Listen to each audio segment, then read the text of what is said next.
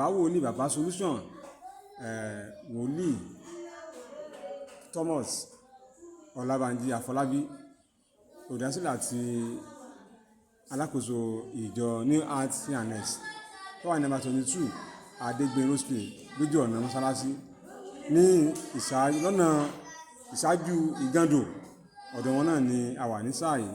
Bàbá ẹ ti mọ̀ pé bá a ti máa ṣe àdúrà náà máa fi ń bẹ̀rẹ̀ kẹ́ súre fún àwọn èèyàn wa tí wọ́n wò wá.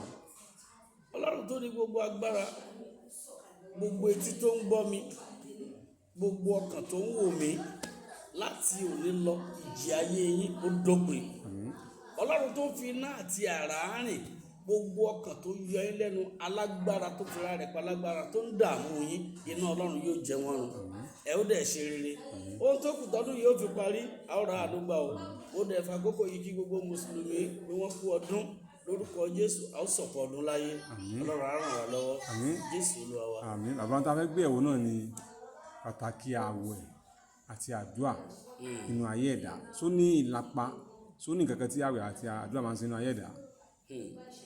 Àwẹ̀ àti àdúrà ṣe kókó fún ayé ẹ̀dá, àti mùsùlùmí o àti kìrìsìtẹ́nì o. Tá a bá jẹ́ ẹni tó lè gba àwẹ̀ tá a dẹ̀ ń gbàdúrà, ogun ayé a máa rí wa sá. Jésù gan sọ fún wa nínú ìwé mímọ́ wípé bí kò ṣe nípa àwẹ̀ àti àdúrà, iṣẹ́ àmì àti iṣẹ́ ìyanu kò lè ṣẹlẹ̀. Tá a bá lè gbìyànjú, tá a bá ń gba àwẹ̀ tá a ń gbàdúrà, àwọn oríṣiríṣi àwọn ohun tá a ń là kọjá, àwọn nǹkan yẹn ó máa bẹ̀rẹ̀ sí ní dákẹ́. Ọ̀nà 2 sí 3 láti lè fi àdúrà jagun lórí ọ̀rọ̀ ayé wa. Number 1 ni láti máa gba àwẹ̀, ká dẹ̀ fi àyè sílẹ̀ láti gbàdúrà. Number 2 ni ìsọ́ òru. Number 2 tó jẹ́ ìsọ́ òru yẹn, a gbọ́dọ̀ jí ní bí aago 12 òru ká fi àyè sílẹ̀ láti bá Ọlọ́run pàdé ká gba àwẹ̀ àtàdúrà yẹn.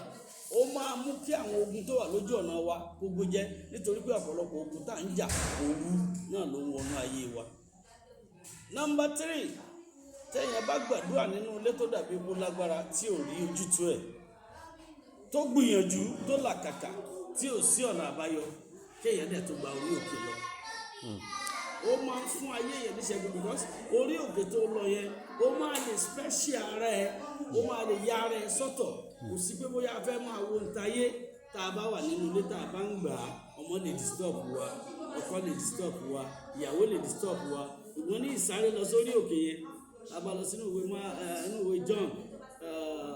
John orí 6, Bíbélì pé nígbà tí Jésù tó darí orí òkè, ó lọ sápá kejì òkun, àwọn èèyàn sì bẹ̀rẹ̀ sí ní lọ́wọ́ bá ń bẹ̀, ó dẹ̀ ń gbàdúrà fún wọn.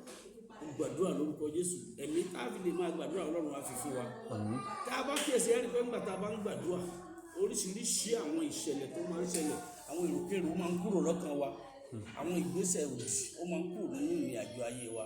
Lórúkọ Jésù Ọlọ́run á ràn wá lọ́wọ́. Àmín, àmín, àmín. Àwa ká tó máa lọ àwọn ètò wa tá a máa ń ṣe, afẹ́kẹ́ bá wà náà lẹ́yìn fáwọn èèyàn, káwọn èèyàn lè jàǹfààní Ọlọ́run lára yín. Ẹ ṣé olóòtú.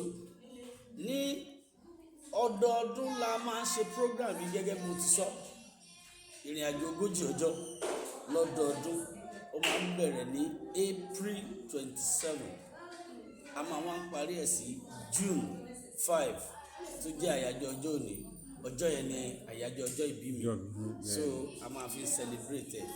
Ní every week ọjọ́ Tuesday la máa ń ṣe ìpàdé sílò wa, tá a máa ń pàdé ní dédé aago 10 sí aago 12. Ní ọjọ́ Thursday láàárín ọ̀sẹ̀ bákan náà, a máa ń ṣèpàdé orí òkè. Ọ̀pọ̀lọpọ̀ ogun l'Ọlọ́run ti ṣẹ́ lórí òkè yìí. Ọ̀pọ̀lọpọ̀ àwọn èèyàn náà ti wá tó jẹ́ pé wọ́n wà nínú ìṣòro kan àbí èkejì, ṣùgbọ́n nípa ìpàdé yẹn Ọlọ́run ṣẹ́ àwọn ogun yẹn. Lórúkọ Jésù, ogun ayé tí náà ṣẹ́. Àmín, àmín. Ká tó máa lọ, ẹ bá sọ fóònù nọ́mbà yín fáwọn tó bá fẹ́ bá yín sọ̀rọ̀. Nọ́mbà àkọ́kọ́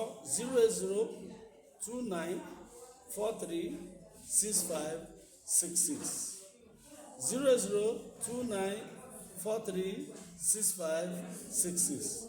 Nọ́mbà ẹlẹ́ẹ̀kejì MTN mi 07069785144. onílẹ̀ tí gbọ́dọ̀ tẹnu bàbá solution bàbá wòlíì Thomas Olabanji Afolabi olùdásílẹ̀ àti alákòóso ìjọ New Ati Adura tó wà ní nọ́mbà 22 Adégbénró Mọ́sálásí Road ní ìṣáájú Ìgàndò pé bàbá ẹ̀kú ọ̀nà kí o jẹ àǹfààní Ọlọ́run ní ara wọn.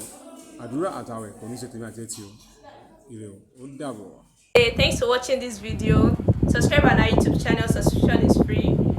You can call us on 0080597807 for your event coverage. Thanks.